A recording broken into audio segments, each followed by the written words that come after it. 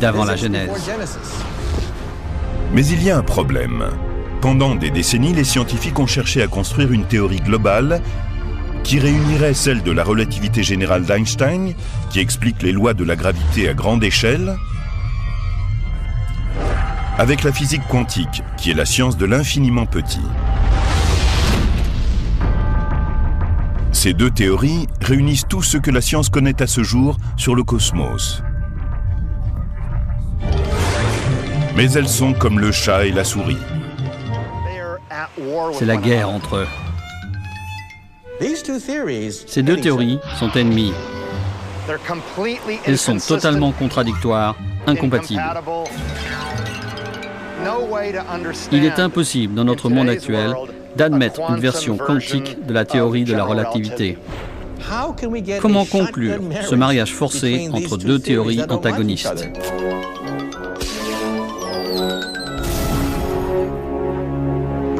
Les rassembler donnerait une nouvelle théorie dont les éléments, je crois, lui permettraient de comprendre le Big Bang et l'origine de l'univers. Quand, dans les années 80, les scientifiques ont découvert la théorie des cordes, elle devait permettre de comprendre les mystères de l'univers, qui impliquaient l'existence éventuelle de mondes parallèles. Elle se base sur l'idée que toutes les particules ne sont pas des points solides, comme le prétend la science. Au contraire, quand on les regarde attentivement, on s'aperçoit que ce sont de petits éléments en forme de cordes qui vibrent dans toutes les directions.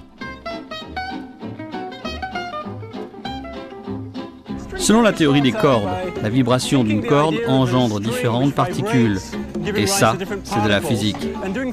D'une certaine façon, c'est plutôt musical. Ça serait comme prendre une guitare ou une basse et jouer des notes différentes, audibles, grâce à la vibration des cordes. En explorant la théorie des cordes, les chercheurs ont fait une découverte remarquable. Nous avons découvert que les cordes n'étaient pas seules concernées. Les membranes, ainsi que d'autres objets, pouvaient aussi vibrer. Comme si on renforçait le groupe en y ajoutant un batteur, d'autres instruments, et que cela élargit son répertoire. La théorie des cordes a évolué vers ce qu'on appelle la théorie des membranes. On sait maintenant que toutes les particules que nous voyons dans la nature, ainsi que dans l'univers, sont composées de membranes et de cordes qui vibrent. L'instant crucial de la théorie des membranes a été lorsque les chercheurs ont saisi que pour comprendre cet ensemble, il faudrait penser l'univers en 11 dimensions.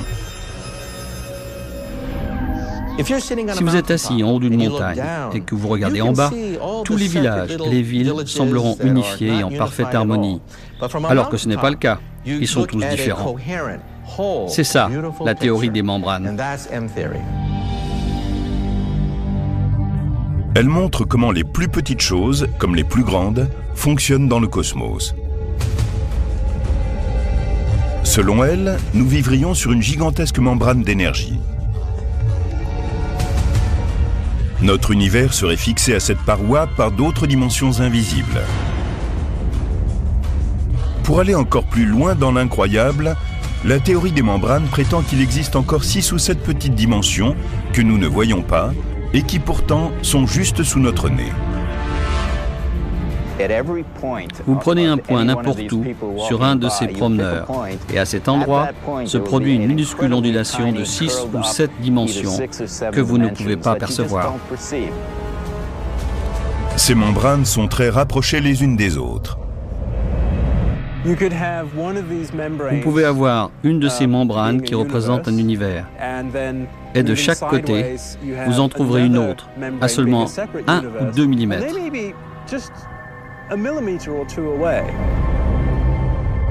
Ces parois géantes de matière énergétique flottent côte à côte, comme d'énormes feuilles dans la masse de l'hyperespace.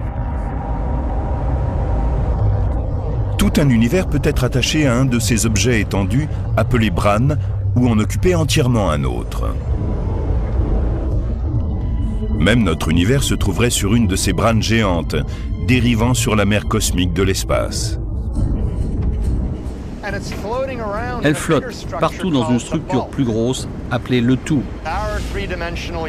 Notre univers tridimensionnel serait comme une membrane qui flotterait dans une structure plus grande.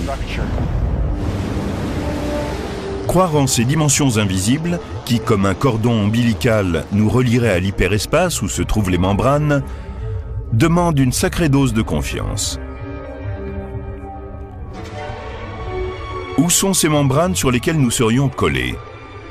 Et pourquoi est-il impossible de voir ces autres dimensions qui nous entourent? Me voilà sur ce kayak, flottant sur l'océan. On peut dire que c'est une surface bidimensionnelle.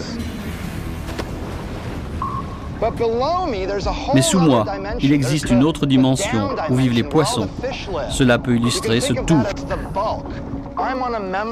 Je flotte sur cette membrane et le tout sous moi, c'est l'autre dimension. Les poissons qui nagent sous la surface sont dans une dimension différente de la mienne. Et ils ne sentent même pas ma présence, sauf si je remue, si j'en touche un sur la tête ou quelque chose comme ça. Ils peuvent donc complètement ignorer mon existence et moi la leur, parce que nous nous trouvons chacun dans une dimension différente. Mais une brève pensée peut-elle vous expédier dans une autre dimension ou dans un univers parallèle?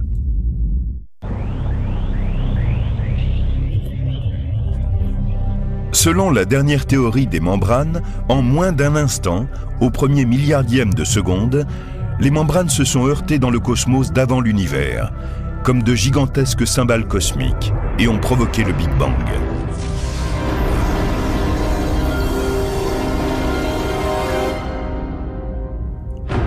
Pendant près de 14 milliards d'années, une énorme bulle de matière primitive a évolué dans notre univers.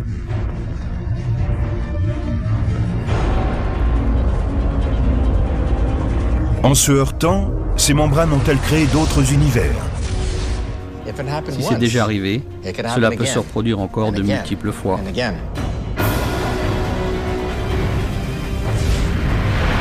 C'est possible qu'il y ait un cycle permanent de Bran dont la collision donnerait naissance à des univers parallèles, et cela sans fin.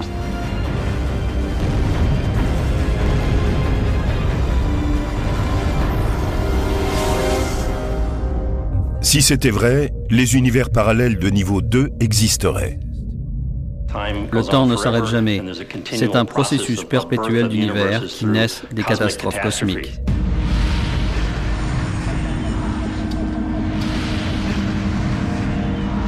Dans le type de niveau 3, la formation des univers est encore plus fantastique que pour les autres. Dans les niveaux 1 et 2, il existe des répliques d'univers qui sont séparés de nous par le temps et l'espace.